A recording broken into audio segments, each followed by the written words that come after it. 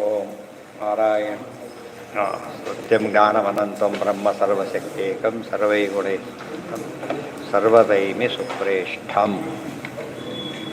ದೇವರು ಹೇಗಿದ್ದಾರೆ ಮುಂದಿನ ಪ್ರಶ್ನೆ. ಅದು ದೇವರು ಹೇಗಿದ್ದಾರೆ ಅಂತ ಉಪನಿಷತ್ತು ಹೇಳಿತು. ಅದು ಕೇಳಿದ್ರೆ ಆಶ್ಚರ್ಯ ಆಗುತ್ತೆ. ಏನಂತ ಹೇಳಿತು? ಸತತೋಪ್ಯತ, ದೇವರು ಎಂಥವನು ಅಂದರೆ ತದನುಪ್ರವಿಶ್ಯ ಸತ್ ಚ ತೆಚ್ಚ ಅಭವತ್, ಅವತ್ತಾಗಿಬಿಟ್ಟಿದೆ, ಅವತ್ತಿರಬೇಕು. ನಿರುಕ್ತಂಚ ಅನಿರುಕ್ತಂಚ ನಿಲಯನಂಚ ಅನಿಲಯನಂಚ ವಿಜ್ಞಾನಂಚ ಅವಿಜ್ಞಾನಂಚ ಸತ್ಯಂಚ ಅನೃತ್ಯಂ ಸತ್ಯಮಭವತ್ ಯದಿದಂಚ ಕಿಂಚ ಸತ್ಯವಿಚ್ಚಾಚಕ್ಷತೆ. ಅದಕ್ಕೆ ಭಾಷ್ಯ ಬರೀತಾರೆ ಆಚಾರ್ಯ. ಸತ್ಯಂಚ ಸತ್ಯಂ ಇಲ್ಲಿದೆ.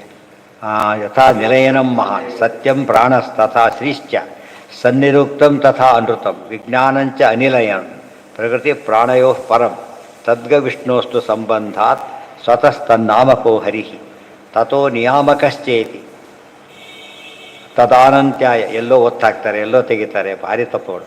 ಅನಂತತ್ವಾದ ಅವಾಚ್ಯತಃ ಅನಿರುಕ್ತಂ ನಿಲಯನಂ. ಆಮೇಲೆ ನಿಲಯನಂ ಸರ್ವಾಧಾರತ್ವತೋ ಹರಿಃ ವಿಜ್ಞಾನಂ ಸರ್ವವಿಜ್ಞಾನಾತ್ ಸತ್ಯಂ ಸಾಧುಸ್ವರೂಪತ. ಎಲ್ಲ ವಿಷ್ಣು ಸಹಸ್ರನಾಮ ಭಾಷ್ಯ. ಸತ್ಯ ಸಮಾತ್ಮ ಸಮಃ ಸತ್ಯ ಸಾಧುಸ್ವರೂಪತಃ.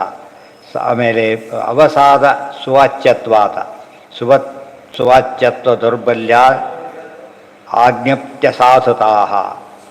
ಮುಂದೆ ಪ್ರಕೃತಿ ಪ್ರಾಣತೋ ಅನ್ಯತ್ರ ಕುರ್ವಂತನ್ನಾಮಕೋ ಹರಿ ಅತಃ ಸಾಧುಸ್ವರೂಪ ಸನ್ ಸತ್ಯನಾಮ ಅನೃತಾದಿಕಂ ನಾಮಾನೇನ ಗತತ್ವಾದೇಹೆ ಯದಿದಂ ಕಿಂಚ ಭಾಷಿತಂ ಸನ್ನಿರುಕ್ತ್ಯಾದಿ ಶಬ್ದೇನ ತತ್ಸರ್ವಂ ಸಾಧುತೈವ ಹಿ ಅವಸಾದರಾದಿ ಹೇತುತ್ವಂ ಸಾಧುತೈವ ಹಿ ಸರ್ವಶಃ ಅಸಾಧುತ ಅವಸಾದಾದಿ ತತ್ಕರ್ತೃತ್ವಂ ಹಿ ಭಾಷಿತಂ.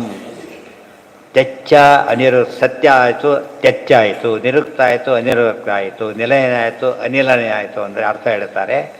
ತೆಚ್ಚ ನಿರುಕ್ತಂ, ಪರಮಾತ್ಮ ನಿರುಕ್ತ ಅನಿರುಕ್ತ. ಹೇಳಕ್ಕೆ ಬರ್ತಾರೆ, ಹೇಳಕ್ಕೆ ಬರೋದಿಲ್ಲ. ಒಂದು ಸ್ಟೇಜವ್ರು ಹೇಳಕ್ಕೆ ಬರುತ್ತೆ, ಆಮೇಲೆ ಹೇಳಕ್ಕೆ ಬರೋದಿಲ್ಲ. ಎರಡೂ ಹೌದು. ಸತ್ಯ ತೆಚ್ಚ ಅಂದರೆ ಪೂರ್ತಿ ತಿಳ್ಕೊಳ್ಳಬೇಕು, ಪೂರ್ತಿ ತಿಳ್ಕೊಳ್ಳೋಕೆ ಆಗೋದೂ ಇಲ್ಲ. ಅಲ್ಲಿವರೆಗೂ ಪ್ರಯತ್ನ ಪಡಬೇಕು. ಸನ್ನಿರುಕ್ತ ತಥಾ ಅನೃತಂ. ಅದೇ ರೀತಿ ಸನ್ನಿರುಕ್ತ ತಥಾ ಅನೃತಂ ಅವಿಜ್ಞಾನಂಚ ಋತಂ ಅಂತ ಹೇಳಿದರೆ ಯಾವಾಗ ಒಂದೇ ರೀತಿ ಪರಮಾತ್ಮ ಇರ್ತಾನೆ, ನಮ್ಗೆ ಪೂರ್ತಿ ತಿಳ್ಕೊಳ್ಳೋಕ್ಕಂತೂ ಆಗೋದಿಲ್ಲ.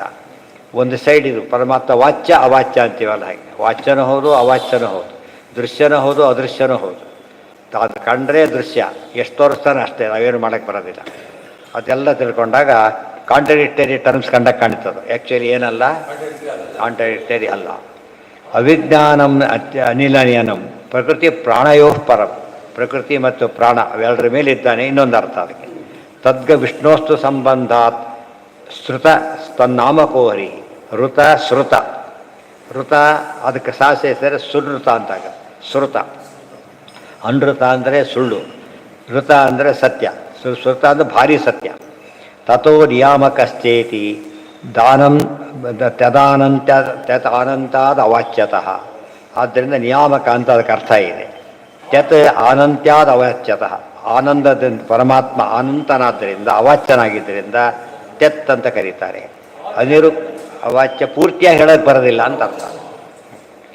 ವಿಜ್ಞಾನಂ ಸರ್ವವಿಜ್ಞಾನ ಸತ್ಯಂ ಸಾಧುಸ್ವರೂಪತ. ವಿಜ್ಞಾನ ಅಂದ್ರೇನು? ದೇವರು ಜ್ಞಾನ ಇದೆ, ಎಲ್ಲವನ್ನೂ ತಿಳಿದಿದ್ದಾನೆ. ನಮಗೆ ಜ್ಞಾನ ನಮ್ಮ ಬಗ್ಗೆನೂ ಇಲ್ಲ, ಬೇರೆದ್ರ ಬಗ್ಗೆನೂ ಇಲ್ಲ. ದೇವರಿಗೆ ಎರಡೂ ಇದೆ. ಆದ್ದರಿಂದಾಗಿಯೇ ಜ್ಞಾನ ವಿಜ್ಞಾನ ಎರಡೂ ಇದೆ. ಸತ್ಯ ಅಂತ ಯಾಕೆ ಕರೀತಾರೆ ಅಂದರೆ ಸಾಧು ಸ್ವರೂಪತಃ, ಶುದ್ಧ ಸ್ವರೂಪ ಯಾವಾಗಲೂ ಕೂಡ ಸಾತ್ವಿಕ ಸ್ವರೂಪರಾದ್ದರಿಂದ ಸತ್ಯಂ ಅಂತ ಕರೀತಾರೆ. ಅವಸಾದ ಸುವಾಚ್ಯತ್ವ ದೌರ್ಬಲ್ಯ ಜ್ಞಪ್ತ ಸಾಧುತಾ ಪ್ರಕೃತಿ ಪ್ರಾಣತೋ ಅನ್ಯತ್ರ ಕುರ್ವಂತನ್ನಾಮಕೋ ಹರಿ. ಪ್ರಕೃತಿ ಮಹಾಲಕ್ಷ್ಮಿ, ಪ್ರಾಣ ಮುಖ್ಯ ಪ್ರಾಣ. ಅವರಿಬ್ಬರಿಗಿಂತ ಹೆಚ್ಚಾಗಿ ಪರಮಾತ್ಮ ಅನಂತಪಟ್ಟು ಜಾಸ್ತಿ ಇರೋದರಿಂದ ಆ ಹೆಸರುಗಳಿಂದ ಮುಖ್ಯವಾಗಿ ವಾಚ್ಯ ಯಾರು ಅಂದರೆ ಪರಮಾತ್ಮನೇ. ಪ್ರಕೃತಿ ಪ್ರಾಣ ಅತಃ ಸಾಧು ಸ್ವರೂಪ ಸನ್ ಸತ್ಯನಾಮ ಅನೃತಾದಿಕಂ. ಅದಕ್ಕೆ ಸಾಧು ಸ್ವರೂಪನಾಗಿ ಪರಮಾತ್ಮ ಸತ್ಯನಾಮಕನಾಗಿ ಅನೃತಾದಿ ಶಬ್ದದಿಂದ ವಾಚ್ಯನಾಗಿದ್ದಾನೆ. ಅದಕ್ಕೆ ಅನೃತಾದ ಸುಳ್ಳು ಅಂತ ಅರ್ಥ ಅಲ್ಲ, ಅವನ ಪೂರ್ತಿ ಸತ್ಯತ್ವವನ್ನು ನೋಡೋ ಶಕ್ತಿ ನಮಗಿಲ್ಲ ಅಂತ ಅರ್ಥ. ನಾಮಾನೇನ ಗತತ್ವಾದೇಹೇ ಯದಿದಂ ಕಿಂಚ ಭಾಷಿತಂ. ಸನ್ನಿರುಕ್ತಾದಿ ಶಬ್ದೇನ ಸತ್ ಶಬ್ದ ನಿರುಕ್ತಿ ಶಬ್ದ ಮೊದಲಾದ ಶಬ್ದಗಳಿಂದ ತತ್ಸರ್ವಂ ಸಾಧುತೈ ದೇವರಿಗೆಲ್ಲ ಅದನ್ನು ಗುಣ ಐತೆ ಹೊರತು ದೋಷ ಆಗಲೇ ಇಲ್ಲ. ದೇವರಿಗೆ ಅಣೋರಣೀಯಾನ್ ಮಹತೋ ಮಹಿಯಾನ್, ದೊಡ್ಡದೋ ಚಿಕ್ಕದೋ ಒಂದು, ದೊಡ್ಡದು ಚಿಕ್ಕದೋ ಒಂದು, ಏನು ಒಂದು ಹೇಳು ಸರಿಯಾಗಿ ಅಂತ ಹೇಳಿ, ದೊಡ್ಡದು ಒಂದು ಹೇಳು ಅಂತ ಕೇಳಿ ದೇವರಿಗೆ ಎರಡೂ ಹೇಳಬೇಕು. ಯಾಕೆ ಎರಡೂ ಇದೆ. ಅದೇ ಎಲ್ಲ ಹೆಸರು ನೋಡೋದಕ್ಕೆ ಒಂದಿದ್ರೆ ಮತ್ತೊಂದು ಇರಬಾರ್ದು. ಅದು ದೇವರಿಗೆ ಎರಡೂ ಇದೆ. ಯಾಕೆ ಅಂತ ಕೇಳಿದರೆ ಒಂದೇ ಆ್ಯಂಗಲಲ್ಲಿ ಇದು, ಇನ್ನೊಂದು ಆ್ಯಂಗಲಲ್ಲಿ ಅದು ದೋಷ ಇಲ್ಲ. ಒಂದೇ ಆ್ಯಂಗಲಲ್ಲಿ ಹೇಳಿಬಿಟ್ರೆ ತಪ್ಪೇ. ಅದು ಏನಾಗುತ್ತದು ವಿರುದ್ಧ ಪದ. ದೇವರು ತಿಳಿತಾರೆ ತಿಳಿಯೋದಿಲ್ಲ ಅಂದರೆ ಏನು ಕಾಣ್ತೀರಿ, ಏನು ಎಲ್ಲರಲ್ಲಿ ಒಂದು ಹೇಳು ಅಂತ ತಿಳಿತಾನೆ, ಪೂರ್ತಿ ತಿಳಿಯೋದು ಅವಸ್ಥೆಗೆ ಹೋಯ್ತು. ಇದು ಸಮನ್ವಯ ಮಾಡಿದ್ದು ಫಸ್ಟ್ ಟೈಮ್ ಆಚಾರ್ಯ ಮಾಡಿದ್ದು. ಅಸಾಧುತ್ವ ಅವಸಾದಿ ತತ್ಕರ್ತೃತ್ವಭಿ ಭಾಷಿತಂ ತದಪ್ಪೇಷ ಶ್ಲೋಕೋ ಭವತಿ ಅಸದ್ವಾ ಇದಮಗ್ರೆ ಆಸೀತ್ ತಥೋ ವೈ ಸತಜಾಯತ. ದೇವರು ಸೃಷ್ಟಿ ಬಗ್ಗೆ ಹೇಳ್ತಾರೆ. ಮೊದಲೆಲ್ಲ ಅಸತ್ತಾಗಿತ್ತು, ದೇವರು ಸತ್ತು ಮಾಡದ. ಅಸತ್ತಾಗಿತ್ತು ಅಂದ್ರೇನು, ಕಾಣದ ಸ್ಥಿತಿಯಲ್ಲಿತ್ತು. ಅಡಿಗೆ ಎಲ್ಲ ಪ್ರಾವಿಡೆನ್ಸ್ ಇದೆ, ಅನ್ನದ ರೂಪದಲ್ಲಿ ಸಿಗ್ತಾ ಇಲ್ಲ. ಅಡಿಗೆ ಅವನಿಗೆ ಕೆಲಸ ಏನು, ಎಲ್ಲ ಆಯಾ ರೂಪಕ್ಕೆ ತರ್ತಾರೆ. ಯಾವಾಗ ಅದು ನಾವು ತಿನ್ನಕ್ಕೆ ಸಾಧ್ಯ ಆಗತ್ತೆ. ದೇವರು ಸೃಷ್ಟಿ ಆ ರೀತಿ ಮಾಡ್ತಾ ಇದ್ದಾರೆ. ಸದ್ವಾ ಅಸದ್ವಾ ಇದಮಗ್ರೆ ಆಸೀತ್. ಅಗ್ರೆ ಅಂದ್ರೇನು, ಇನ್ ದಿ ವೆರಿ ಬಿಗಿನಿಂಗ್ ಆಗಿತ್ತು. ತಥೋ ವೈ ಸತಜಾಯತ. ಆಮೇಲೆ ಒಂದೊಂದೇ ವ್ಯಕ್ತ ಮಾಡಲಿಕ್ಕೆ ಶುರು ಮಾಡಿದ ಪರಮಾತ್ಮ. ತದಾತ್ಮಾನಂ ಸ್ವಯಮಕುರುತ ತಸ್ಮಾತ್ ತತ್ ಸುಕೃತ ಮುಚ್ಯತೆ ಇತಿ. ಪರಮಾತ್ಮ ತಾನೇ ಸ್ವತಃ ಏನು ಮಾಡ್ತಾನೆ, ಸ್ವತಃ ಸ್ವಾತಂತ್ರ್ಯನ ಮಾಡ್ದ, ತಾನೇ ಮಾಡ್ದ. ದೇವರು ಸುಕೃತ ಅಂತ ದೇವರಿಗೆ ಹೆಸರು. ಅಂದರೆ ಒಳ್ಳೆಯದನ್ನೇ ಮಾಡ್ತಾನೆ, ಒಳ್ಳೆ ರೀತಿಯಲ್ಲೇ ಮಾಡ್ತಾನೆ, ಯಾವಾಗಲೂ ಒಳ್ಳೆಯವನಾಗೇ ಇರ್ತಾನೆ. ದೇವ್ರ ಮಹಿಮೆ. ರಸೋ ವೈ ಸಹ. ದೇವ್ರ ಬಗ್ಗೆ ಏನಂತ ಹೇಳಿದರು, ರಸೋ ವೈ ಸಹ. ರಸ ಅಂದ್ರೆ ಅವನು ಅಂದರೆ ಉಳಿದವ್ರು ಏನಾದ್ರು ಅಲ್ಲಿಗೆ ದೇವ್ರ ರಸ ಅಂದರೆ ಏನಂತ, ಉಳಿದಿದ್ದಲ್ಲ ಏನು ನೀರಸ ಅಂತ ಅರ್ಥ. ಒಂದು ರಸ ಅಂದರೆ ಉಳಿದ ನೀರಸ. ಸತ ಅಂದರೆ ಸಾರ. ಉಳಿದವರಿಗೆ ಸಾರ ಅಂದ್ರೇನು, ಶ್ರೇಷ್ಠ ಅಂತ ಅರ್ಥ. ಎಷ್ಟು ಶ್ರೇಷ್ಠ, ಸರ್ವಶ್ರೇಷ್ಠ. ಉಳಿದೆಲ್ಲ ಕೂಡ ಏನೀಗ ದೇವ್ರ ಮುಂದೆ ಏನು ಅಲ್ಲ. ಯಾವ ಎತ್ತರನೂ ಆಕಾಶದ ಮುಂದೆ ಎತ್ತರ ಅಂತ ಮಾತಾಡೋಕ್ಕೆ ಸಾಧ್ಯ ಇಲ್ಲ. ಅದು ಆಬ್ಸಲ್ಯೂಟ್ ಆದ್ದರಿಂದ ರಿಲೇಟಿವ್ಲಿ ಇರ್ಬೋದೇ ಹೊರತು ಆಬ್ಸಲ್ಯೂಟ್ಲಿ ಇರೋದು ಯಾರು ಅಂದರೆ ಪರಮಾತ್ಮ ಒಬ್ಬನೇನೆ. ಅದಕ್ಕೆ ದೇವರಿಗೆ ರಸೋ ವೈ ಸಹ. ರಸ ರವೋ ಸಹ. ರಸಕ್ ಹೇವ ಅಯಂ ಲಬ್ಧ್ವಾ ಆನಂದೀ ಭವತಿ. ನಮಗೆ ಯಾವಾಗಲೂ ಕೂಡ ಒಂದು ಕಲ್ಲು ಜಗಿತಾನೆ, ಹಾಗೆ ಯಾಕೆ ರಸ ಇಲ್ಲ ಅದರೊಳಗೆ. ಕಲ್ಲಲ್ಲಿ ರಸ ಇಲ್ಲ, ಗಟ್ಟಿ ಮಾಡಿರ್ತಾರೆ, ಅದರ ರಸ ಇರೋದಿಲ್ಲ. ಇವನು ಶ್ರಮಪಟ್ಟು ಉಪಯೋಗ ಇಲ್ಲ. ಕೆಲವು ಬಾಯಿಟ್ಟು ಜಾಸ್ತಿ ಅದು ಸರಸ, ಅದು ಎಂಜಾಯ್ ಮಾಡ್ತಾರೆ. ಅದಕ್ಕೆ ಒಳಗೆ ಎಲ್ಲದರೊಳಗೆ ಕೊನೆಗೆ ಯಾರಿದ್ದಾರೆ, ದೇವರಿದ್ದಾರೆ. ನಮಗೆ ಅನ್ನಗಿನ್ನ ರುಚಿ ಕೊಡೋದಿಲ್ಲ, ಒಳಗಿರೋ ಭಗವದ್ ರೂಪ ರುಚಿ ಕೊಡೋದು. ಅದಕ್ಕೆ ಯಾವಾಗ ಅದು ಕೊಡೋದಿಲ್ಲ, ಅದು ಎಂಥ ಕೊಟ್ಟರು ಅವ್ನಿಗೆ ತಿನ್ನಕ್ಕೆ ಬರೋದಿಲ್ಲ. ಏನೋ ಕಹಿ ಅಂತಾರೆ. ಒಳಗೆ ಬ್ರೇಕ್ ಪ್ರಾಪ್ತ ಏನು ಮಾಡಿದಾನನ್ನ ಕ್ಲೋಸ್ ಮಾಡಿಬಿಟ್ಟು ಅದು ಆನ ತಕ್ಷಣ ಬರೋದು. ಅದು ನಮಗೆ ಅದಕ್ಕೆ ಸಾಮಾನ್ಯ ಭಕ್ತಿ ವಿಶ್ವಾಸದಿಂದ ಮಾಡ್ತಾರಲ್ಲ, ಏನೇ ಮಾಡಿದ್ರೆ ಭಾಳ ರುಚಿಯಾಗಿ ಕಾಣಿಸುತ್ತೆ. ಯಾರು ಇಷ್ಟ ಇಲ್ಲದೆ ಮಾಡ್ತಾರಲ್ಲ, ಒಂಥರ ಮಿಸ್ಸಿಂಗ್. ಅದು ಆಧಾರವಿಲ್ಲದ ಅಮೃತಾನ್ನ ಬೇಕೆ ಅಂತ ಹೇಳ್ತಾರೆ. ಅವ್ರು ಮಿಸ್ಸಿಂಗ್. ಅವ್ನು ಶ್ರದ್ಧೆಯಿಂದ ಮೇಲೆ ಮುಗಿದೋಯ್ತು ಕತೆಗೆ. ಬೇಕಾದವ್ರು ಏನು ಕೊಟ್ಟರು ಭಾರಿ ದೊಡ್ಡದು ಅನಿಸುತ್ತೆ. ಬೇಡದ ಎಷ್ಟೇ ಕೊಟ್ಟರು ಕೂಡ ಕೆಲಸ ತೊಗೊಳಕ್ಕೆ ಇಷ್ಟವೂ ಬರೋದಿಲ್ಲ, ತೊಗೊಂಡ್ರೆ ಖುಷಿನೂ ಆಗೋದಿಲ್ಲ. ಇದು ಮಕ್ಕಳ ಮನೆ ತಂದೆ ತಾಯಿ ಹೋಗಿರ್ತಾರೆ, ಏನಿದ್ರು ಅವ್ರು ಏನದು ನಮ್ಮ ಹುಡುಗಂದು ಭಾರಿ ಖುಷಿ ಪಡ್ತಾರೆ. ಆದರೆ ಬೇರೆ ಕಡೆ ಹೋದಾಗ ಆಕ್ಷೇಪಣೆ ಶುರು ಮಾಡ್ತಾರೆ. ಯಾಕೆ ಅಲ್ಲಿ ದೋಷ ಹುಡುಕ್ತಾರೆ, ಇಲ್ಲಿ ಬರೀ ಗುಣ ಹುಡುಕ್ತಾರೆ. ಅದು ದೇವರಲ್ಲಿ ಹುಡುಕ್ತಾ ಹೋದ್ರೆ ಏನಿದೆ, ಬರೀ ರಸನೇ ಹೊರತು ಏನಲ್ಲ. ಪರಮಾತ್ಮನ ಮ್ಯಾಚ್ ಮಾಡೋ ರಸ ಜಗತ್ತಲ್ಲಿ ಯಾವುದೂ ಇಲ್ಲ. ರಸೋ ವೈ ಸಹ. ರಸಕ್ಕೆ ಹೇವ ಅಯಂ ಲಬ್ಧ ಆನಂದಿ ಭವತಿ. ಆದ್ದರಿಂದ ನಮಗೆ ರಸ ಕೊಡೋ ಶಕ್ತಿ, ಆನಂದ ಕೊಡೋ ಶಕ್ತಿ ರಸಕ್ಕೆ, ಆನಂದ ಕೊಡೋ ಶಕ್ತಿ ಇರೋ ಪರಮಾತ್ಮನಿಗೆ. ರಸ ಯಾರಾದರೆ ಈಗ ಪರಮಾತ್ಮ ರಸ ಆಗ್ತಾನೆ.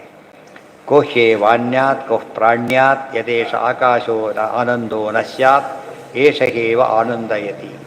ಒಂದು ಸ್ವಾರಸ್ಯ ಹೇಳ್ತಾರೆ ನೋಡಿ. ಪರಮಾತ್ಮ ಆನಂದ ಪೂರ್ಣ ಅದಕ್ಕೆ ಏನು ಗುರುತು ಗೊತ್ತಾ, ಅವನು ಮಾಡೋ ಕೆಲಸನೇ ಗುರುತು. ಜಗತ್ತು ಇಷ್ಟು ದೊಡ್ಡ ಜಗತ್ತನ್ನು ಸೃಷ್ಟಿ ಮಾಡ್ತಾನೆ, ಏನರ್ಥ, ಆನಂದವಾಗಿದ್ದಾನೆ ಅಂತ ಅರ್ಥ.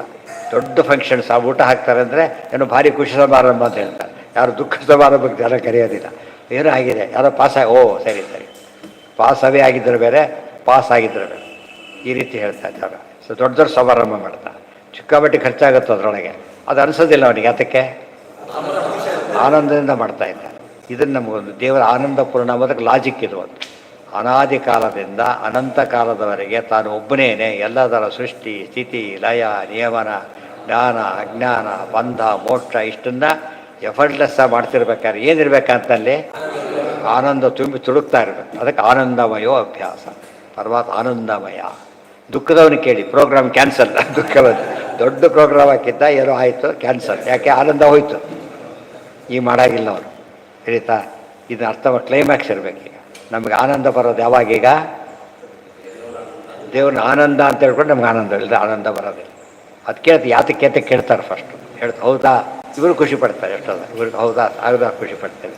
ಅವ್ರು ಶೇರ್ ಮಾಡ್ತಿರೋದು ಅನ್ನ ಅಲ್ಲ, ಆನಂದ ಶೇರ್ ಮಾಡ್ತಾರೆ. ಗೊತ್ತಾಯ್ತಾ? ಆನಂದ ಶೇರ್ ಮಾಡ್ತಾರೆ. ಯಾರಿಗೆ ಇಷ್ಟ ಇಲ್ಲ ತಕ್ಕಾಗುತ್ತೆ ಅವಾಯ್ಡ್ ಮಾಡಿ ಏನೋ ಅವಾಯ್ಡ್ ಮಾಡಿ ಹೋಗ್ಬಿಡ್ತಾರೆ. ಯಾಕಂದ್ರೆ ಅವ್ರಿಗೆ ಸಹಿಸ್ಲಿಕ್ಕಾಗ್ತಾ ಇಲ್ಲ ಅವರಿಗೆ. ಅವ್ನಿಗೆ ಊಟ ಬೇಕು, ಆದರೆ ಇದರ ಹಿಂದೆ ಖುಷಿ ಇಲ್ಲ ಅಂತಂದ್ರೆ ಮಾಡೋಕ್ಕಾಗೋದಿಲ್ಲ. ಅವ್ರು ಶೇರ್ ಮಾಡೋರು ಮಾತ್ರ ಕರಿಬೇಕಾದ್ರೂ ಕೂಡ ಫಂಕ್ಷನ್ ಯಾರನ್ನು ಕರೀತಾರೆ ಸಾಮಾನ್ಯ ಬೇಕಾದವ್ರನ್ನ ಏನರ್ಥ ಆನಂದ ಶೇರ್ ಮಾಡೋರು ಆಗಲ್ಲ. ಉಳಿದವ್ರು ಅವ್ರಿಗೆ ಹೇಳ್ಬೇಡಿ ಓಡಾಡ್ಬಿಡ್ತಾರೆ, ದೃಷ್ಟಿ ಹಾಕಿಬಿಡ್ತಾರೆ, ಕೆಟ್ಟೋಗ್ಬಿಡುತ್ತೆ ಅಂತ ಹೇಳ್ತಾರೆ. ಅದೆಲ್ಲ ಅರ್ಥ ಮಾಡ್ಕೊಂಡಾಗ ದೇವರಲ್ಲಿ ಯಾವ ಗುಣ ದೊಡ್ಡದಾಯ್ತು ಈಗ ಆನಂದ. ಇವತ್ತು ಜಡ ಪದಾರ್ಥ ಅನ್ನೋದು ಗ್ರೇಟ್ ಅಂತ ಕರೆದು ಏನಾಗ್ತಿತ್ತಾಗ ಆನಂದನೇ ಇಲ್ಲ. ಅದಕ್ಕೆ ಜಡಕ್ಕೇನಿಲ್ಲ ಜ್ಞಾನ ಆನಂದ ಎಲ್ಲೂ ಯಾವುದೂ ಇಲ್ಲ. ಅದು ಬರೀ ಅಸ್ತಿತ್ವ ಇದೆ ಅಷ್ಟೇ. ಅದಕ್ಕೆ ದೇವರು ಏನಾಗಿರ್ಬೇಕು ಯಾವಾಗಲೂ ಚೇತನವಾಗಬೇಕು ಹೊರತು ಅದು ಅಚೇತನ ಆಗಬಾರ್ದು. ಸ್ವತಂತ್ರನಾಗಬಾರ್ದು, ಅಸ್ವತಂತ್ರ ಆಗಬಾರ್ದು. ಯಾಕೆಂದರೆ ಆನಂದ ಡಿಪೆಂಡೆಂಟ್ ಆಗಿದ್ದರೆ ಉಪಯೋಗ ಇಲ್ಲ. ಮತ್ತೆ ಅದು ಹೋದರೆ ಹೋಗಿಬಿಡೋದು. ಸ್ವರೂಪದ ಆನಂದ, ಪೂರ್ಣಾನಂದ, ಸ್ವರೂಪದ ಆನಂದ, ನಿತ್ಯಾನಂದ, ಎಷ್ಟು ಪದ ಇದೆ ಅದರೊಳಗೆ. ಅಷ್ಟು ಸೇರಿಸಷ್ಟು ದೇವರೇನಾಗ್ತಾನೆ. ಅದಕ್ಕೆ ಒಂದೇ ಒಂದಂ ಸದಾನಂದಂ ವಾಸುದೇವಂ ದ್ವಾದಶ ಸ್ತೋತ್ರದ ಅದೇ ಪದ ಯಾಕೆ ಉಪಯೋಗಿಸಿದ್ರಂತೆ ಮೇನ್ ಅದೇನು. ಬ್ರಹ್ಮಸೂತ್ರ ಭಾಷ್ಯದ ಸೂತ್ರಗಳಲ್ಲಿ ಮೊದಲು ಬಂದಿದ್ದು ಯಾವ ಅಧಿಕರಣ ಗುಣ ಸಮನ್ವಯಕ್ಕೆ ಆನಂದಮಯೋ ಅಭ್ಯಾಸ. ಅಲ್ಲಿಂದ ಶುರು ಮಾಡ್ತಾರೆ. ಆನಂದ ಗುಣ ಇಲ್ಲದೆ ಹೋಗಿದ್ರೆ ಎಲ್ಲ ವ್ಯರ್ಥ, ಆನಂದ ಹೊಂದಿದ್ರೆ ಎಲ್ಲ ಸಾರ್ಥಕ. ಸೊ ಅಲ್ಟಿಮೇಟ್ ರಿಸಲ್ಟ್ ಯಾವುದು ಅಂದರೆ ಆನಂದ. ಆನಂದೋ ನಂದನೋ ನಂದಿ. ಇದೆಲ್ಲ ತಿಳ್ಕೊಂಡಾಗ ದೇವ್ರ ಮಹಿಮೆ ಅದು. ಅಲ್ಲಿಗೆ ನಾಳೆ ದಿವಸ ಅದು ಮುಂದಿನ ಭಾಗ. ಸರ್ವೇಂದ್ರಿಯ ಪ್ರೇರಕೇಣ ಶ್ರೀ ಪ್ರಾಣಪತಿ ನೇರಿತ ಯದವೋಚಮಹಂ ತೇನ ಪ್ರಿಯತಾಂ ಕಮಲಾ. ಆನಂದ ತೀರ್ಥವರದೆ ದಾನವಾರಣ್ಯ ಪಾವಕೆ